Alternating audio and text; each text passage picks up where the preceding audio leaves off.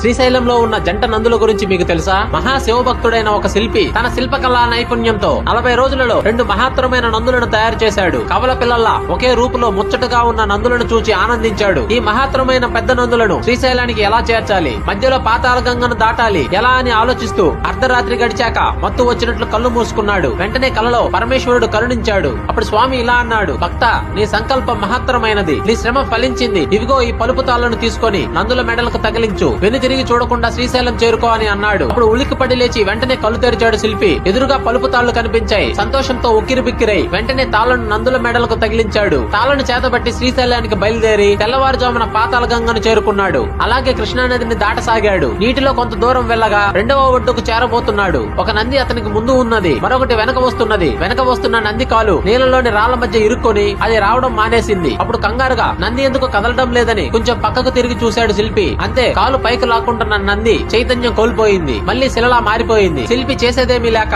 దానిని అక్కడే వదిలేసి ఒక నందితోనే శ్రీశైలం చేరాడు. ఇప్పుడు శ్రీశైలంలో ఉన్న నంది ఆ శిల్పి తయారు చేసిందేనని చెప్తారు. రాళ్ల మధ్య నుండి కాలు పైకి లాక్కుంటూ శిలగా మారిపోతున్న నంది ఉబ్బలి బసవన్న అని పిలువబడుతూ ఇటీవల కాలం వరకు భక్తులకు దర్శనమిచ్చేదట. శ్రీశైలం ప్రాజెక్టు వల్ల పాతాళ గంగలో మునిగిపోయిన నంది 700 అడుగుల లోతులో నీటిలో ఇప్పటికీ ఉందంట. హరహర మహాదేవ శంభో శంకర.